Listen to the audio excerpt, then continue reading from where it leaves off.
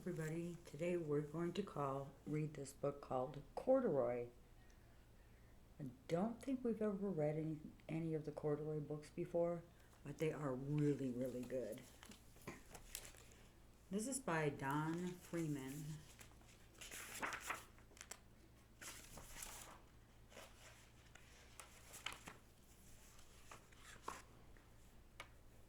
Corduroy is a bear who once lived in the toy department of a big store. Day after day, he waited with all the other animals and dolls for somebody to come along and take him home.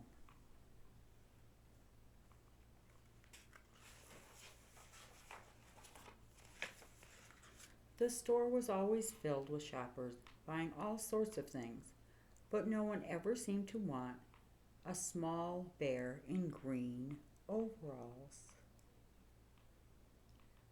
Then one morning, a little girl stopped and looked straight into Corduroy's bright eyes. "Oh, Mommy," she said, "look, there's the very bear I've always wanted." "Not today, dear," her mother sighed. "I've spent too much already. Besides, he doesn't look new. He's lost a button to one of his shoulder straps."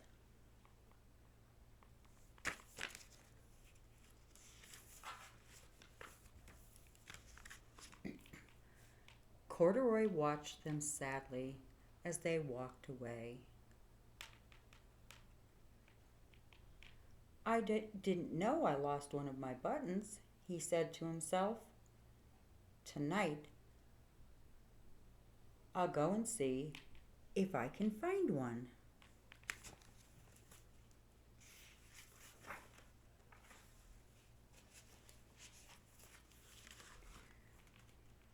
Late that evening, when all the shoppers had gone and the doors were shut and locked, Corduroy climbed carefully down from his shelf and began searching everywhere on the floor for his lost button.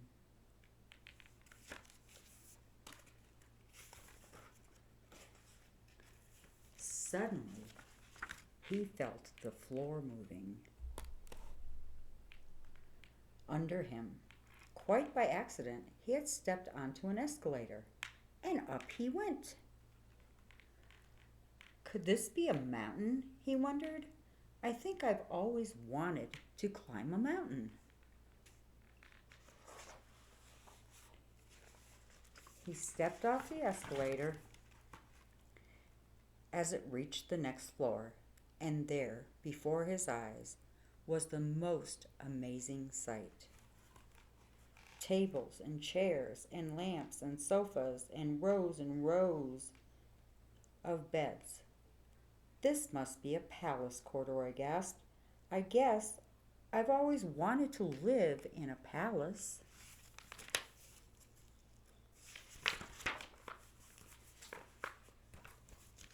He wandered around admiring the furniture.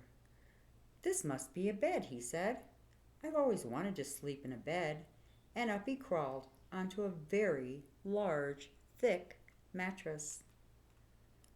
All at once he saw something small and round.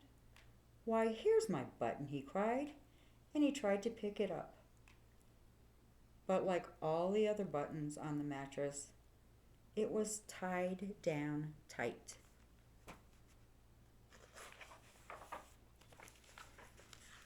He yanked and he pulled until pop, off came the button, and off the mattress Corduroy toppled. Bang into a tall floor lamp. Over it fell with a crash.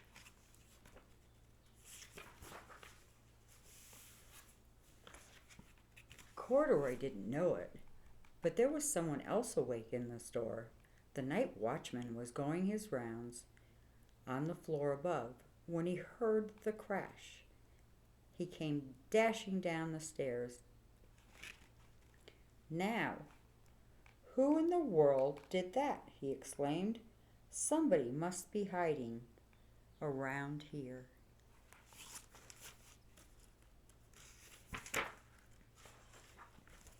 He flashed his light under and over sofas and beds until he came up to the biggest bed of all. And there he saw two fuzzy brown ears sticking up from under the covers. "Hello," he said. "How did you get upstairs?"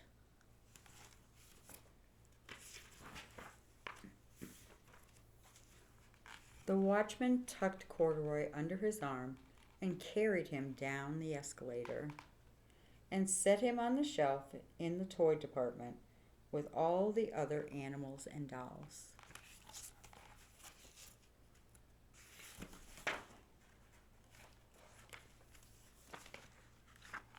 Corduroy was just waking up when the first customers came into the store in the morning, and there, looking at him with a wide, warm smile, was the same little girl he'd seen only the day before.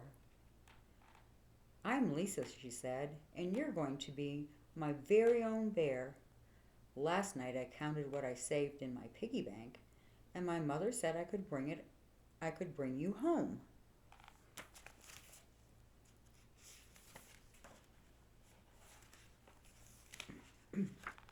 "Shall I put him in a box for you?" the saleslady asked. "Oh, no, thank you," Lisa answered, and she carried Corduroy home in her arms. She ran all the way up 4 flights of stairs into her family's apartment and straight to her own room.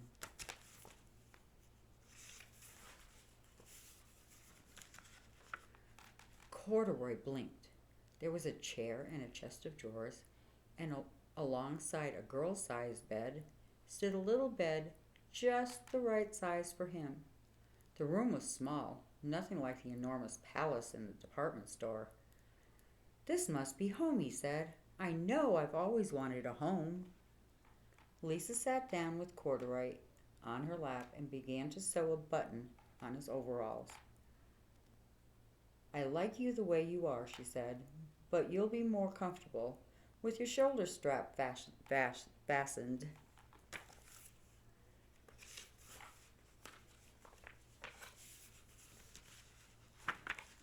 "You must be a friend," Corduroy said. "I've always wanted a friend." "Me too," said Lisa, and gave him a big hug.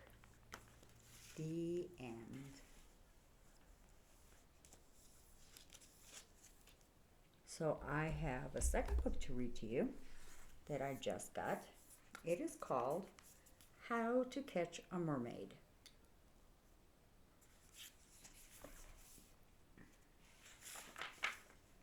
This book is by Adam Wallace and Andy Elkerton.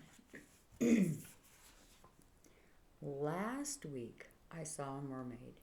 It's not something I pretend. I really like to catch her so she could be my friend.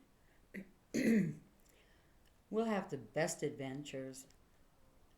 I'd learn her mermaid ways. We'd tour her mermaid city, and we'd swim for days and days.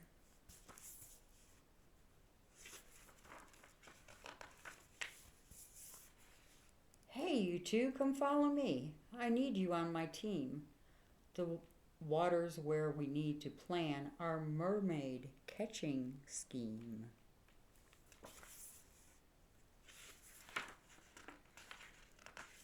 But how to catch a mermaid? You don't learn that in school. We'll need to build a gentle trap and start near the tidal pool. First, I have this jewelry box. She'd love this bait I brought her. She can't resist a treasure chest. Oh no, it's in the water.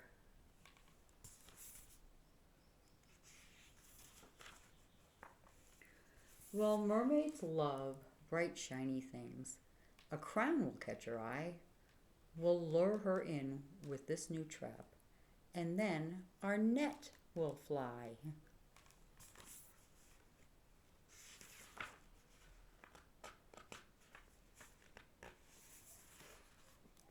Her seaweed lasso snatched the crown. We'll need a different plan. Let's put a sparkly necklace down inside a giant clam.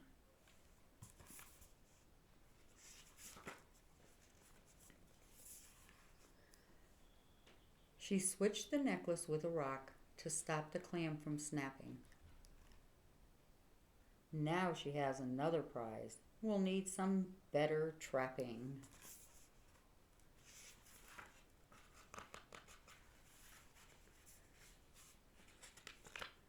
We made a lasso of our own and hid in the seaweed. She swam too fast for us to catch. Oh, when will we succeed?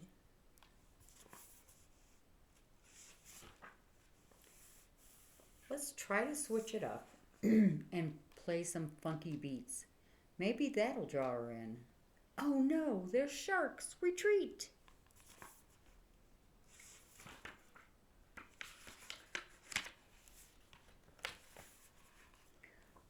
We escaped from all the sharks. That was a scary scene. But now we get to up our game with this cool submarine.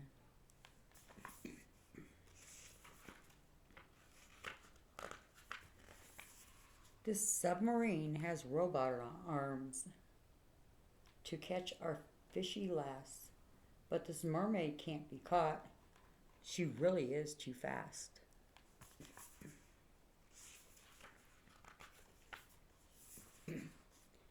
It's time to pull out all the stops.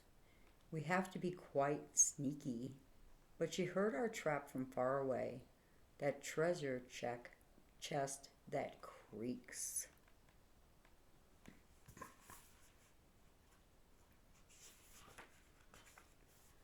Oh no, look out! Sharks are back. We're doomed. What can we do? We used up all our traps and bait. Without some help, we're through.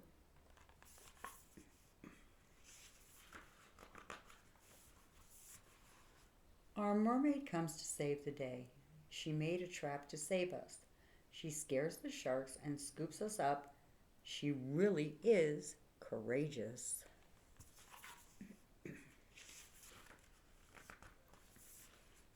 Hooray! We're safe and back on land. 3 cheers to our mermaid. We'll miss her smart and clever tricks. We wish she could have stayed.